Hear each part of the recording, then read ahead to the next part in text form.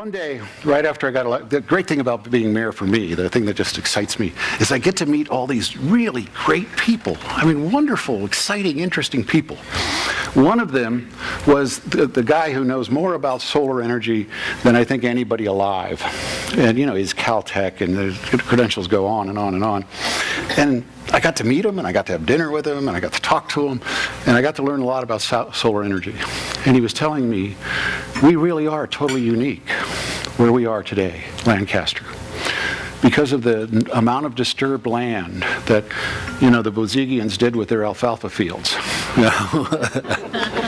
Remember when there was thousands of acres of alfalfa? 58,000. 58,000 acres of disturbed land. What is disturbed land? Disturbed land is environmentally okay to use. No environmentalist is going to get upset. Thanks, Ralph.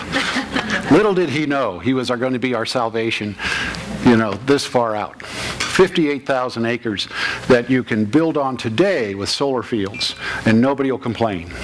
Nobody. Any place else, you got to go through years of environmentalist litigation. Uniquely situated.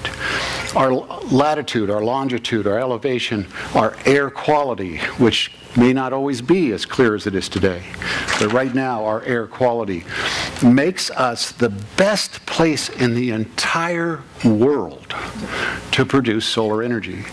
And what each one of these guys have repeatedly told me is they see a day when we will power the Southwest. Not LA County, not Southern California, the Southwest. That is the capacity for solar energy that we have. Now, to do it today is stupid, economically, because it costs more.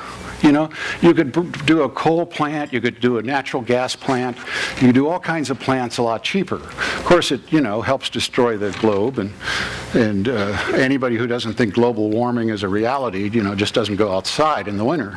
You know, it's changing, you know, we're destroying our own planet with that stuff. But at today's prices, it is still cheaper to use coal.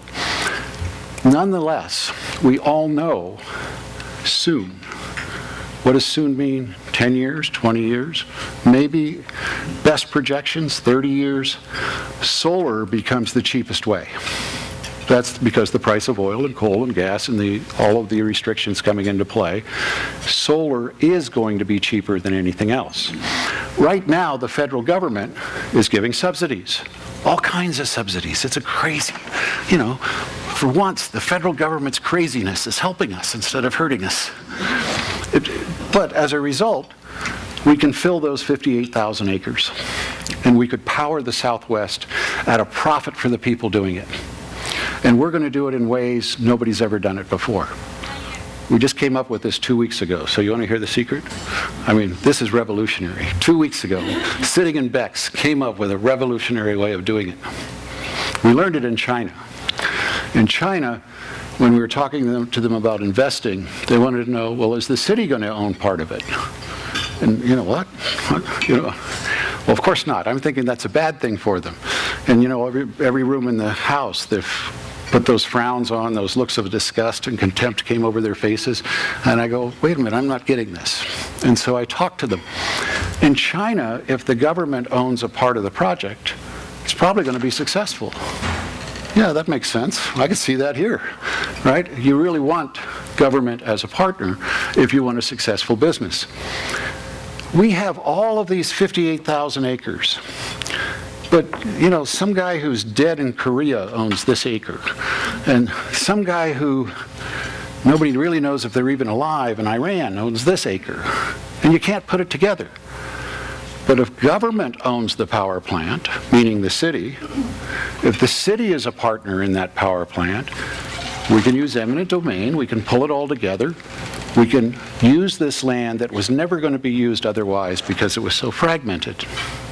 It's a perfect solution, and it's an income stream into the city as we power the Southwest.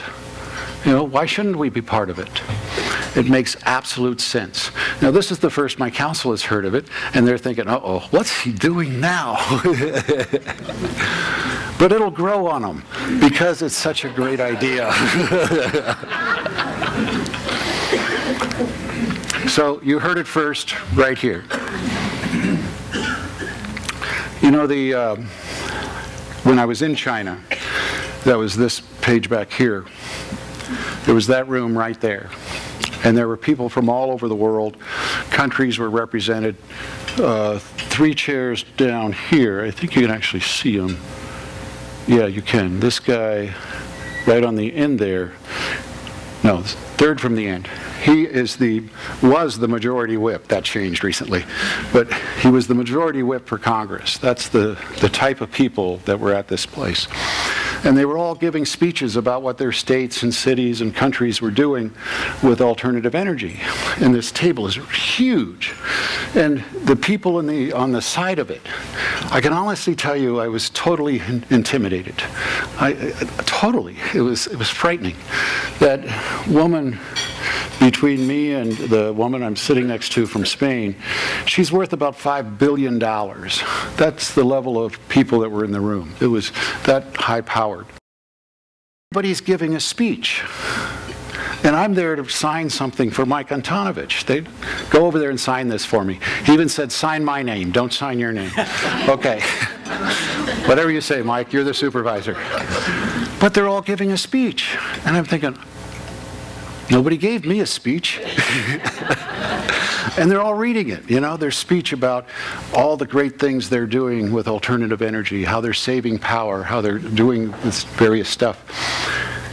So I'm busy writing away, you know, and Mark thinks I'm taking notes, that I'm really interested, you know. I'm writing my speech. But I gave the speech and I started it this way, that, you know, I talked about Los Angeles and that we're a small city in Los Angeles, but that we were the solar capital of the world. And you could see all the disgust and, you know, who is he to say something like that? Because that's what this was all about. And I said, I know how bold that sounds, but let me tell you why that's true. And I told them some of the things I told you today. And then I told them about the BYD and KB home that actually makes more electricity than it uses, and it's affordable. Nobody in the world is doing that except us. I told them about the e-solar facility. Nobody in the world but us is doing that.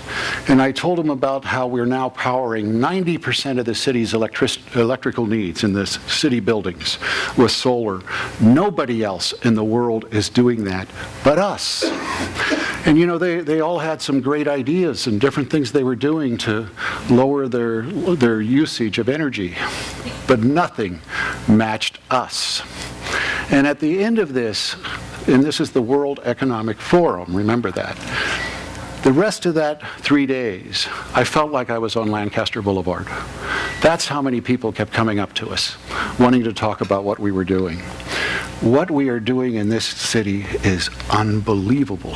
And if you're not part of it, if you're not getting engaged in it, you're missing such an opportunity, because it is changing the world.